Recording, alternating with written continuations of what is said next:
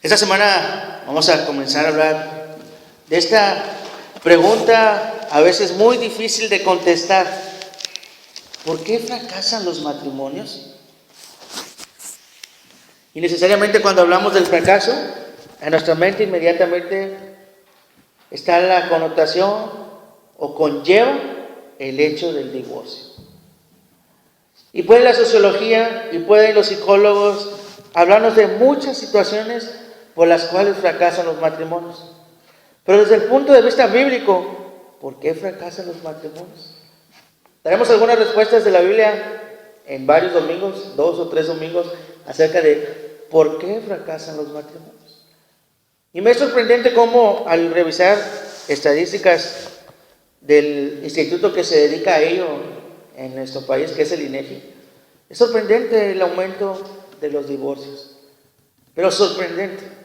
Estaba revisando allá en 1980, en la época tal vez de algunos de nosotros que nacimos, en la época de que nuestros padres se estaban casando. En el año 1980 había solamente del total de matrimonios un 4.4% de divorcios. En números redondos, diríamos 5 divorcios por cada 100. 5 por cada 100. En el 2013, 33 años después, la cantidad de divorcios son del 18.6% del total de matrimonios. Es decir, en números redondos también, de cada 100 matrimonios, 19 terminan en divorcio. De cada 100 matrimonios, 19 terminan en divorcio. Si lo queremos ver de otra manera, de cada 10, 2 están terminando en divorcio. Para números redondos. 1.9 matrimonios en divorcio, pues no hay 2. De cada 10, 2 terminan en divorcio. Entonces, en 33 años, el número de divorcios creció un 423%. 423%. Y el mayor disparo se da en la última década y media. Del 2000 al 2013, eso es donde se da un crecimiento exponencial del divorcio de más del 200%. Estamos hablando de la era actual, de ahora nosotros los que éramos los recién nacidos, ahora que nosotros nos estamos casando hace 30 años, somos más propensos al divorcio. Y eso conlleva a la vez una enseñanza para los hijos de estos nuevos matrimonios. Si la tendencia sigue como está, de que en 33 años se exponencia de esa manera, ¿qué le espera a nuestros hijos cuando tengan 30 años? Cuando tengan 25, que es la edad de casarse. La tendencia va a ser de que cada 100 matrimonios, 50 terminan divorciándose. Es triste, es muy triste, pero es la realidad existencial en la que nosotros estamos viviendo hoy en día.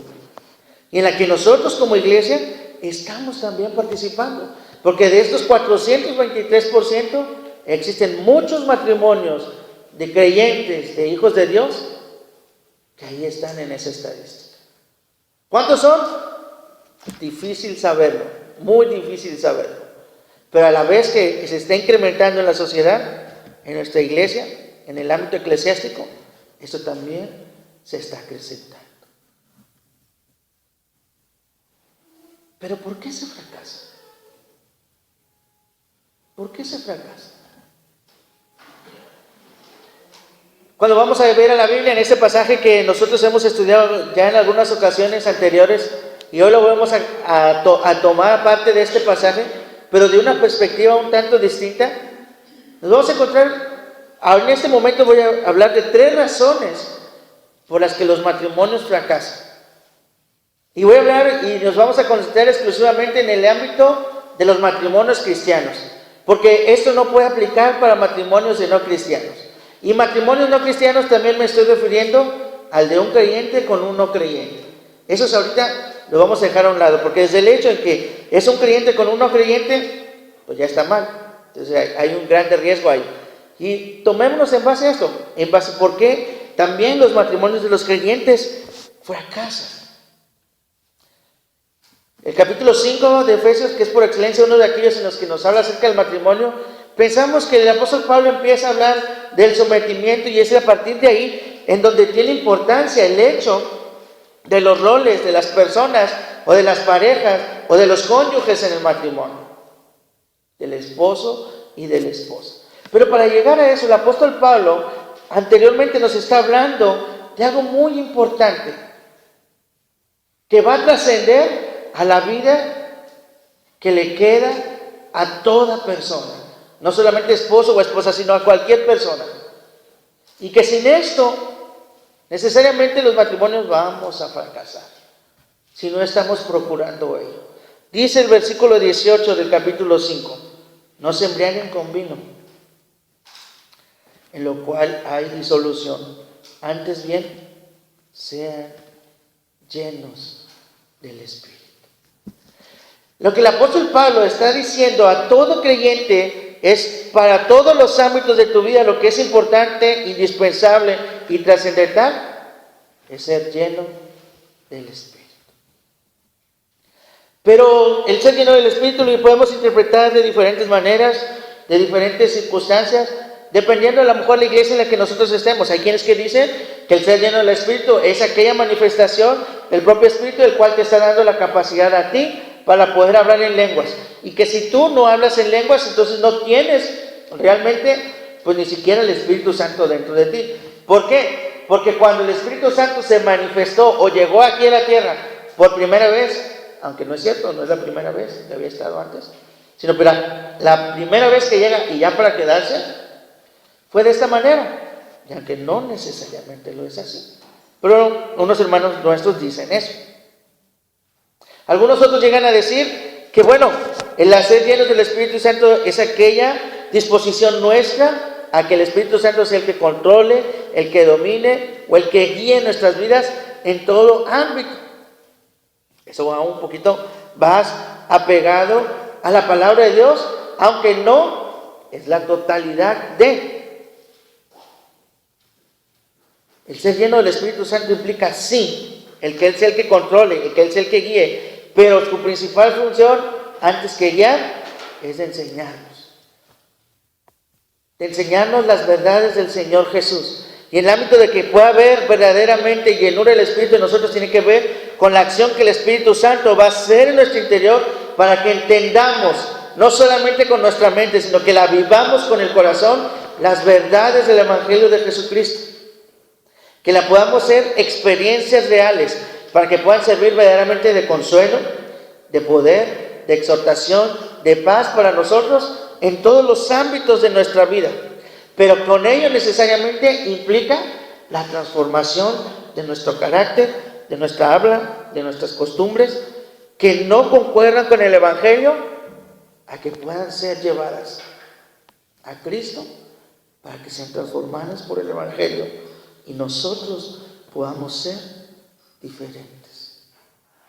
Esta acción sucede desde lo más profundo de nuestro ser, que es nuestro corazón. No puede suceder en nuestras mentes,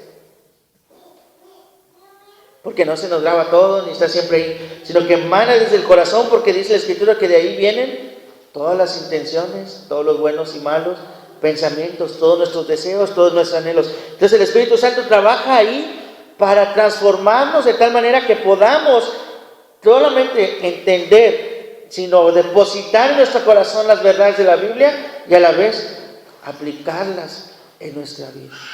¿En cuál momento de nuestra vida? En todos. Cuando nos está yendo bien, cuando nos está yendo mal, cuando estamos en alegría, cuando estamos en tristeza, cuando estamos en lloro, cuando estamos en gozo, cuando estamos en abundancia, pero también cuando estamos en escasez. Entonces, la llenura del Espíritu Santo refiere a la dependencia total nuestra en el Espíritu para que Él obre con poder transformador de esta manera en nosotros y nosotros creamos en el accionar de Dios ante todas las circunstancias que podemos estar viviendo o que podremos vivir en un futuro. ¿Por qué es importante esto? Porque así es verdaderamente cómo nosotros vamos a entender quiénes somos y para qué el Señor nos ha puesto aquí. Muchas de las situaciones difíciles que viven las personas es porque no tienen identidad, no saben quiénes son. No tienen propósito en su vida, no saben qué es lo que van a hacer aquí en este lugar en el que están. No saben por qué están aquí. Sin embargo, nosotros como hijos de Dios entendemos a la perfección para qué estamos aquí. Sabemos a la perfección por qué Dios nos ha creado, por qué Dios nos ha rescatado del pecado y nos tiene aquí. Pero no es por el grado de inteligencia que usted tenga, el grado de sabiduría que usted tenga, el grado académico que usted tenga, sino por la acción que el Espíritu Santo está obrando en su vida. Por la acción que el Espíritu Santo sigue haciendo en nuestros corazones. Porque también esto es necesario para que confiemos y esperemos en el Señor cuando estemos en crisis. Y en el matrimonio vaya, que se sufren crisis, y no pocas, muchas crisis. Si el Espíritu Santo no es el que nos está ayudando, ¿cómo terminarán esos matrimonios que están en crisis un día sí, y el otro también, y el que sigue también? Sin el auxilio de la guía del Espíritu Santo no lo podemos hacer.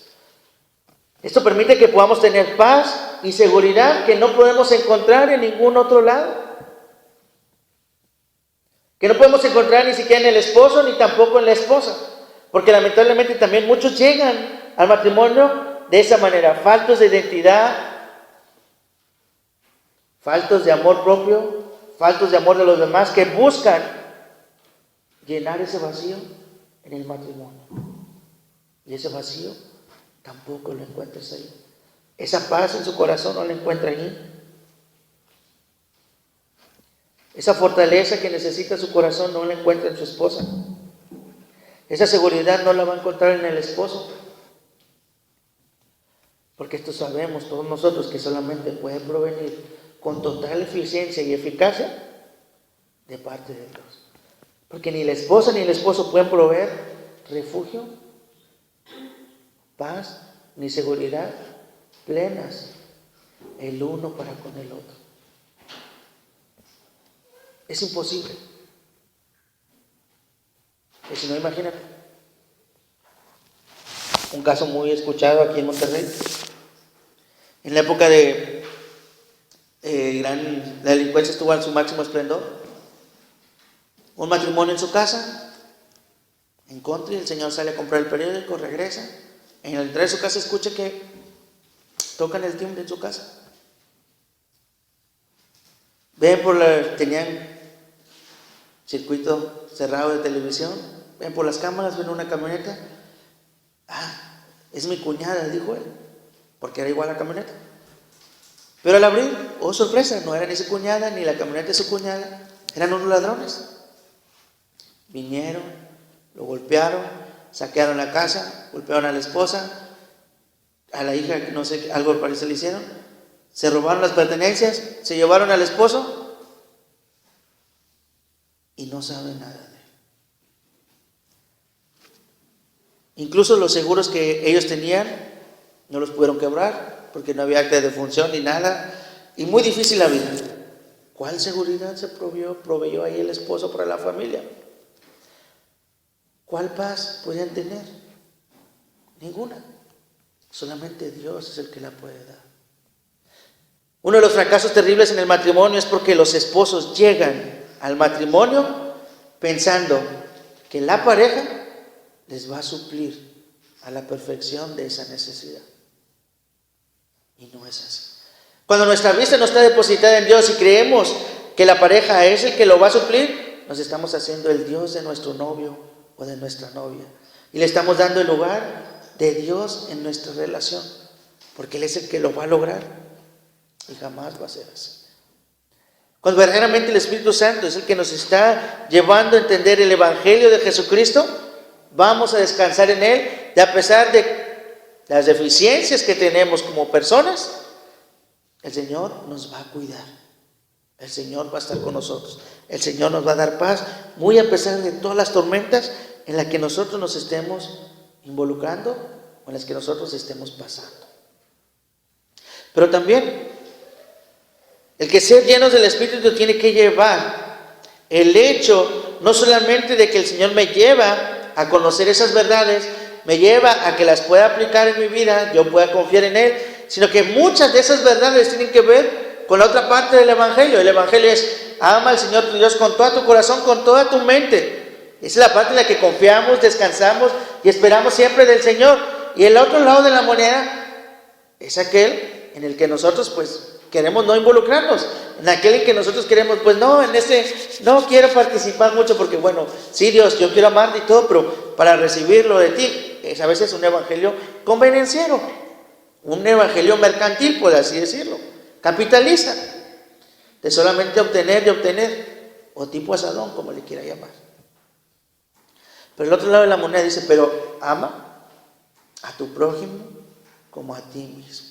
Y en el otro lado de la moneda, que el hablar a tu prójimo a ti mismo, cuando el Espíritu Santo nos lleva a comprender verdaderamente el Evangelio, su palabra, y aplicarla, nos va a poner en disposición de servir y ser ayuda idónea de nuestra pareja, nuestro esposo o nuestra esposa, de ayuda idónea.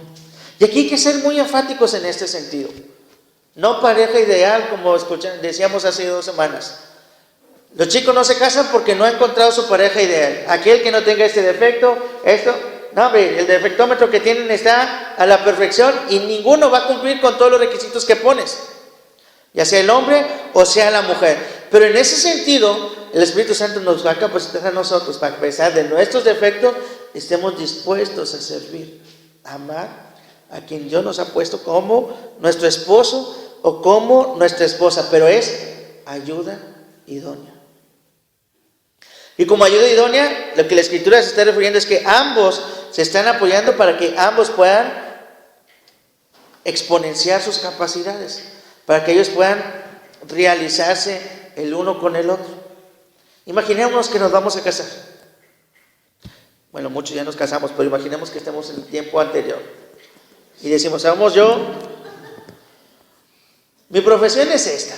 Yo soy médico y voy a poner la profesión del médico porque ninguno somos médicos. Bueno, sí, un hijo de médico. Pero bueno, porque ellos tienen demasiado uso del tiempo del día. Yo soy médico, me voy a casar, ¿pero para qué? Yo me quiero realizar profesionalmente, pero mi mujer que sea la que planche, la que lave, la que haga eso, todo eso, para yo poder realizarme. Y entonces sí, lograr mi propio objetivo. Esa es la ayuda idónea.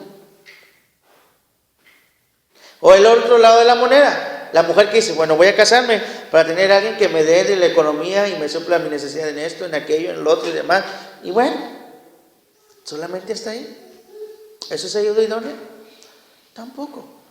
Eso es solamente casarnos por convenencierismo, porque me conviene tener a alguien a mi lado que me ayude en mis necesidades personales y yo pueda tener el tiempo suficiente para alcanzar mis éxitos. Al igual, a la inversa, alguien que me provea de lo que yo necesito en mi nivel individual o personal, pero para yo también alcanzar mis éxitos. Pues eso no es ni ayuda idónea, ni pareja ideal tampoco, porque los defectos de cada quien van a salir a relucir en determinado momento. ¿Estaremos dispuestos a servir como ayuda idónea cuando realmente el Espíritu Santo está tomando cada vez más el control de nosotros y nos hace caber más, nos hace entender cada vez más el Evangelio? Y este Evangelio a nosotros nos está transformando cada día más. ¿Por qué fracasa el matrimonio?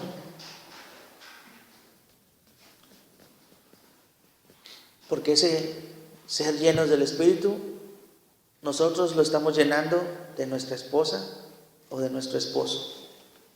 O porque ese ser llenos del Espíritu nosotros lo llenamos con nuestros hijos. O porque ese ser llenos del Espíritu nosotros lo llenamos no sé de qué, pero que no es verdaderamente de Dios. Ese vacío espiritual que nosotros tenemos como hijos de Dios, nadie lo va a llenar sino única y exclusivamente Dios. Esa paz, ese amor, ese gozo, esa seguridad, solamente la va a ofrecer Dios a cabalidad. Nadie más, sino solamente Dios. Si vemos el por qué fracasan los matrimonios no cristianos, pues ¿qué basta decir? Ni siquiera se ponen en manos de Dios. ¿Por qué fracasan los matrimonios entre yugos desiguales? Pues porque para empezar, desde el comienzo no hay ayuda idónea. Uno puede estar interesado en Dios, el otro no. De ahí vas a la ruina espiritual. No me refiero simplemente al matrimonio, sino a tu ruina espiritual. ¿Por qué más fracasan los matrimonios? ¿Qué otra cosa nos dice el apóstol Pablo de que están fracasando los matrimonios? Y aquí es el versículo que acabamos de leer. Someteos unos a otros en el temor de Dios. Y en esta mañana solamente vamos a hablar del sometimiento. La próxima semana vamos a hablar del temor de Dios, de por qué fracasan los matrimonios sin el temor de Dios. Pero esta mañana solamente en el sometimiento. ¿Cómo fracasa un matrimonio en el sometimiento? Cuando estamos hablando de sometimiento, inmediatamente nos viene a la mente el decir, es que casi me siento como que me tienen el pie en el pescuezo y no puedo ni respirar. De esa manera tengo que estar. Pues no está tan lejos de la realidad, podríamos decirlo, lo que el término que emplea la palabra de Dios refiere. Ese sometimiento se refiere a una sumisión de obediencia equiparable a la de un soldado para con sus superiores. La de un soldado para con sus superiores. Cualquiera que fuera el rango, en el ejército tienes tus superiores. ¿Y qué clase de obediencia es? Dice, y tú tienes que hacer inmediatamente. No hay opción para decir, no, espérame tantito. No hay opción para decir, mañana, mira, es que estoy haciendo esto otro. No, en el servicio militar es lo haces porque lo haces cuando yo digo, porque a mis chicharrones truenan y tienes que irlo a hacer. Tiene esa connotación esta palabra. Necesariamente no quiere decir que así suceda con nosotros, pero es llevado a los extremos. La connotación tiene que ver a que nosotros estamos dispuestos a renunciar de nuestra independencia y nuestra libertad en la toma de decisiones. O en otras palabras más claras, implica el que seamos siervos unos de otros en el hecho de que yo antepongo las necesidades del otro por encima de las mías. Que yo antepongo los intereses del otro por encima de los míos. Eso es lo que hace un siervo. El siervo no puede decir, yo le quiero hacer esto y esto y esto, pero mi patrón me está mandando todo esto. Y hay que hacer lo que el patrón manda. Eres siervo. En este sentido, en el matrimonio también conlleva eso. El someternos unos a otros implica el que nosotros cedamos nuestro derecho a nuestros propios intereses por el del otro. Y es aquí donde empiezan muchas de las fricciones en los matrimonios. ¿Por qué a veces suceden los problemas o dificultades? Porque en el estira y afloja nadie quiere ceder. Es mi derecho y lo reclamo, y por mi derecho es mi libertad para recibirlo. Tanto la esposa y el esposo lo pueden decir y están correctos, pero en ese estira y afloja lo único que está sucediendo es que el conflicto se hace cada vez más grande. Ninguno ni otro quiere someterse sirviendo al otro. No estamos hablando solamente en el caso de que la esposa se tiene que someter al esposo, no. Que el apóstol Pablo empieza hablando que nos debemos someter unos a otros. En la iglesia es lo mismo. En la iglesia todos debemos poner por encima de nuestros intereses, de nuestros anhelos, de nuestros ideales o de nuestros deseos, el interés de los demás por el nuestro. Jesús o el apóstol Pablo lo dice de otra manera. Cada uno no tenga más consideración así que la que debe tener. Los demás son superiores a mí, parafraseando lo que él dice. No en el estricto sentido de que esto sea verdad, porque no es cierto. Tenemos igualdad de circunstancias como hijos de Dios, pero sí en el hecho de mis derechos, de mis privilegios, dejarlos a un lado por el bien común. ¿Qué tantas veces en los matrimonios está sucediendo esto? Muy pocas veces, tal vez. Porque en la educación de los hijos, en el trabajo en la casa, en las salidas a pasear, en el trabajo del esposo, en todo este tipo de cosas, no nos estamos sirviendo unos a otros. Nosotros lo vemos más como una imposición de los roles en los que cada uno nos corresponde, más que servirnos unos a otros. Si meditamos verdaderamente, ¿por qué yo tengo que hacer de comer a la esposa? ¿Por qué yo tengo que limpiar la casa? ¿Por qué yo tengo que encargarme prácticamente al 100% de la ocasión de los niños? ¿Por qué yo tengo que encargarme de la lavada, de la planchada? Bueno, no sé si las mujeres más actuales laven y planchan. No me refiero a ustedes, hermano, las más nuevas, las que van a venir a casarse. Porque muchas ya no quieren ni cocinar, ni lavar, ni planchar. Pues entonces, ¿qué van a hacer? ¿Por qué tengo que hacer la comida para el esposo o para la esposa? Y si lo meditamos a conciencia y con honradez, vamos a decir, porque esa es mi obligación. Porque el esposo tiene que ir a trabajar, tiene que ir a buscar la provisión para la familia en el mayor de los tiempos. Y la respuesta sincera y verdaderamente honrada de casi todos nosotros va a ser, porque esa es mi obligación. Y la obligación connota un sentido diametralmente opuesto al servicio. Obligación es que a rechinadientes, con enfado, con enojo, sin querer, a como salga y sin amor, lo estoy haciendo. Principalmente eso, sin amor lo estoy haciendo.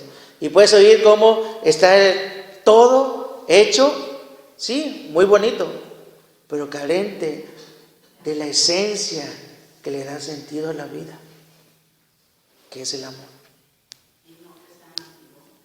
Exacto. Pero en ese sentido, en cada una de las funciones se va dando eso.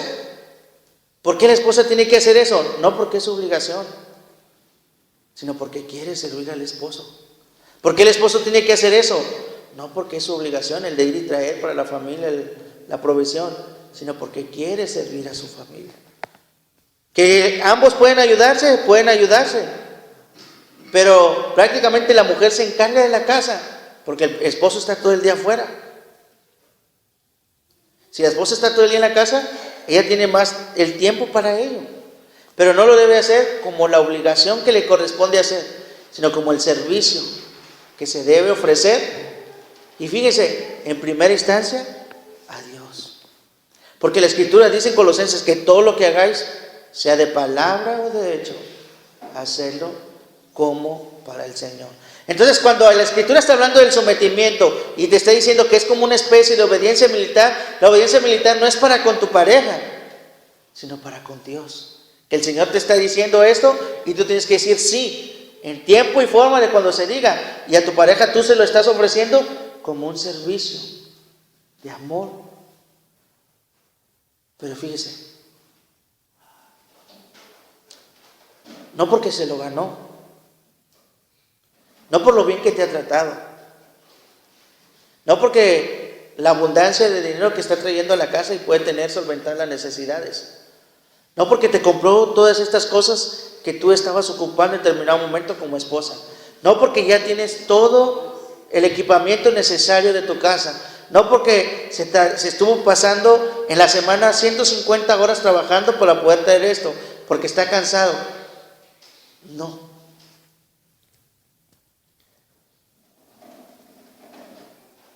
Sino por el solo hecho de ser su esposo o su esposa. Por el simple hecho de ser su esposo o su esposa, que aunque no se lo merezca, yo lo hago.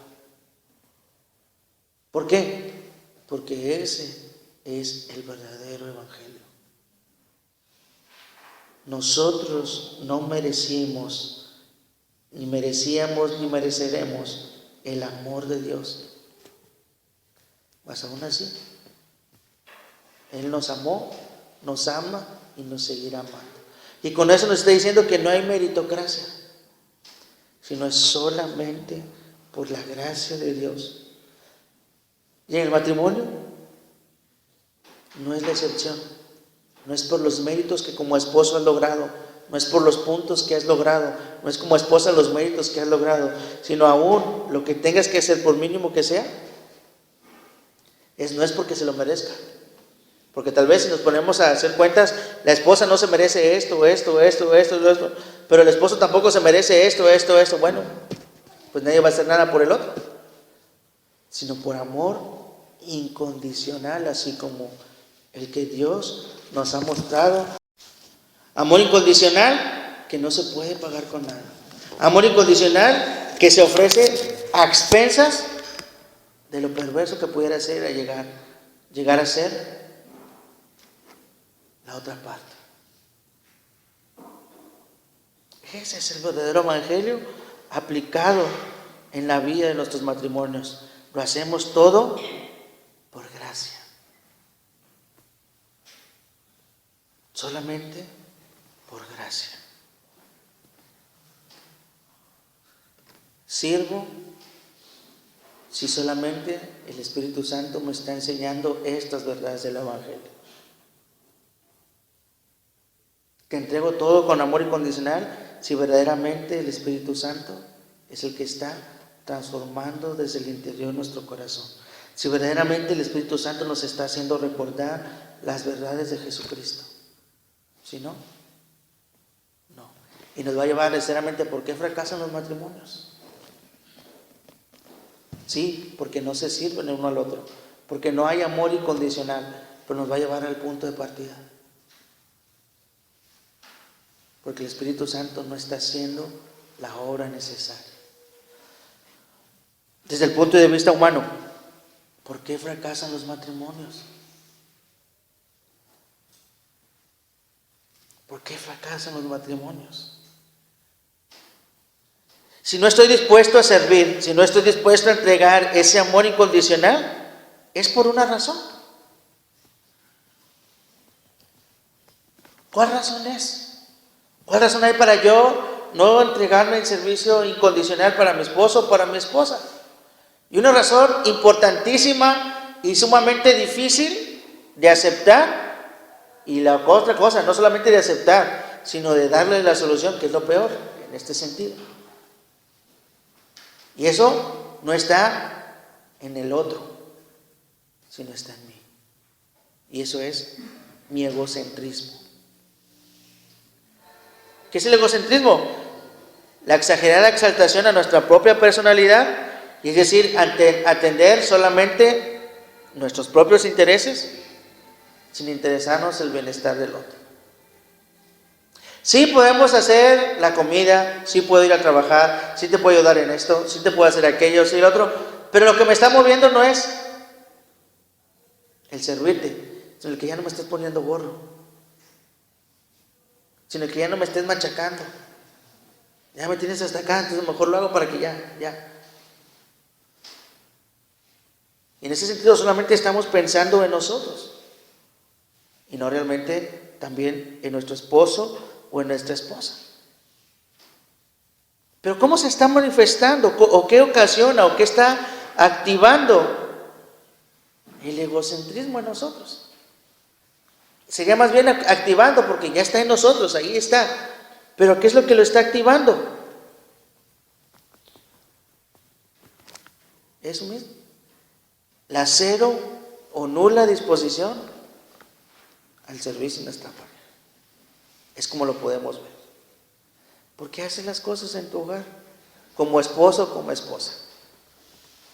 Si en primera instancia no es por amor a Dios, y en segunda instancia no es por amor al esposo o a la esposa, es por esta tercera, por nuestro egoísmo. Y en eso sí debemos ser bien sinceros al examinarnos en estas situaciones. ¿Por qué lo estamos haciendo? Todos los ámbitos del matrimonio, ¿por qué lo estamos haciendo? ¿Por qué lo estamos haciendo? Y nos vamos a encontrar con la triste noticia que tal vez en el más del 90% de los casos o de las cosas no es ni por amor a Dios y no es tampoco por amor al prójimo,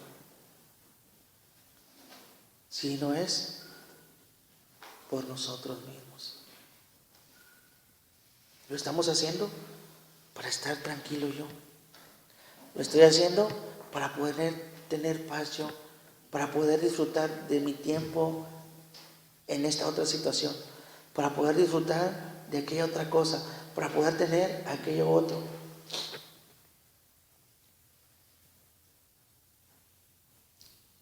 Y si no, medítelo.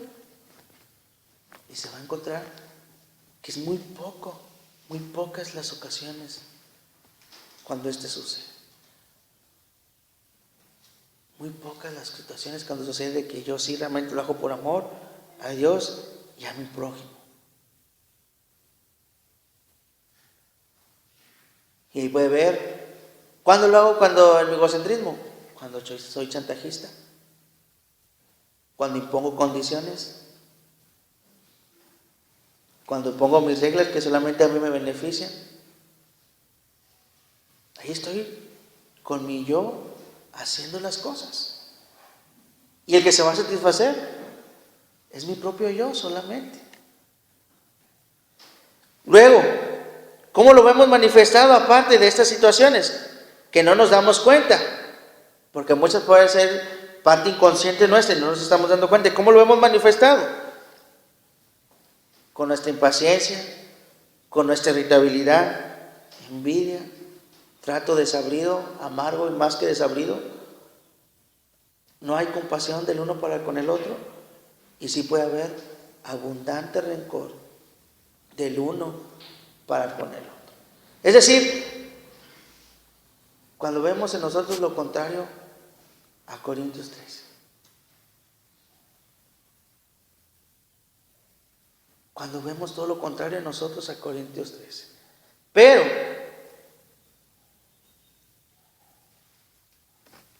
¿por qué llegamos a esa instancia? ¿Cómo llegamos a ese momento? ¿Por qué llegamos a reaccionar así con impaciencia, con envidia, con trato ácido, más que desabrido, ácido? Con esa falta de compasión y rencor abundante. Uno, como respuesta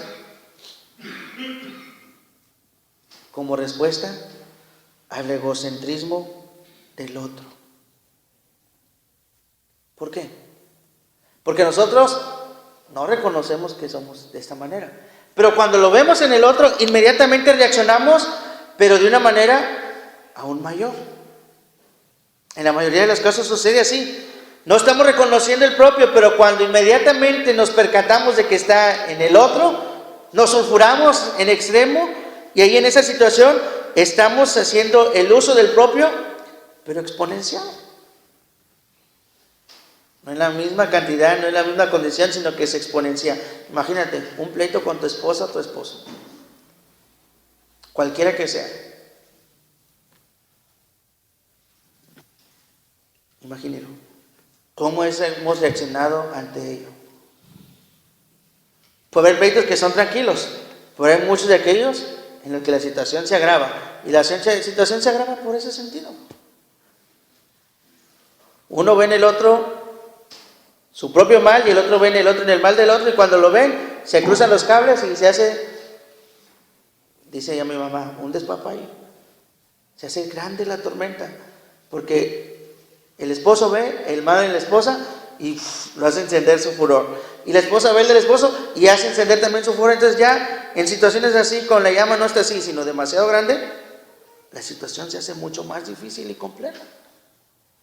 Pero ¿de quién es la culpa? De los dos. No hay culpable uno, los culpables somos los dos en este sentido. En todas las situaciones de matrimonio, la culpabilidad es compartida. No puede decir uno, es que solamente es culpa de él o es culpa de ella.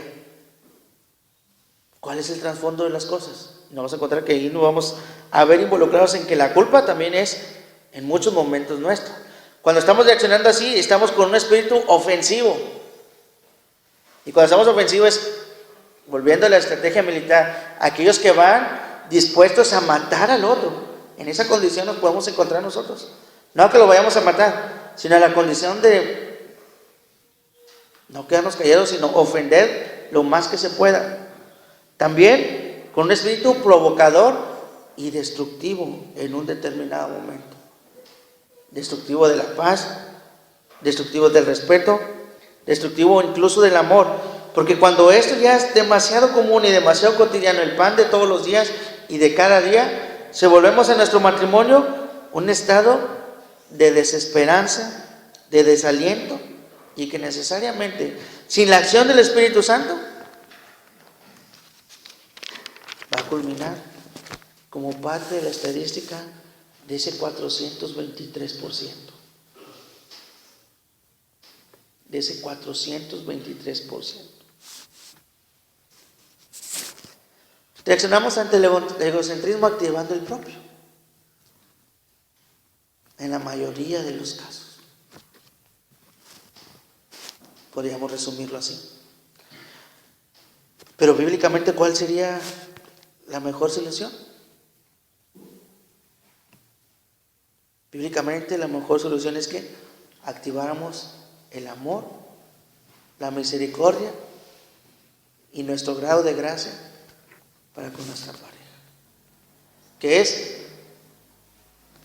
de tantos así y tantitos así. La diferencia es desproporcionada. Pero así debiéramos actuar.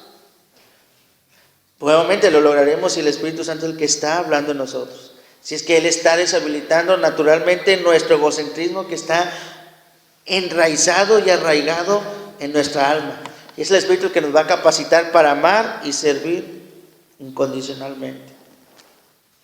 Y a su debido tiempo esto traerá verdaderamente gozo y felicidad al matrimonio. Gozo y felicidad a la familia. Gozo y felicidad a todos.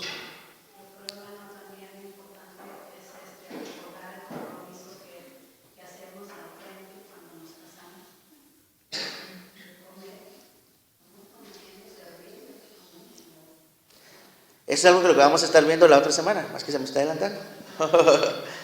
Vamos a ver algo de esa promesa.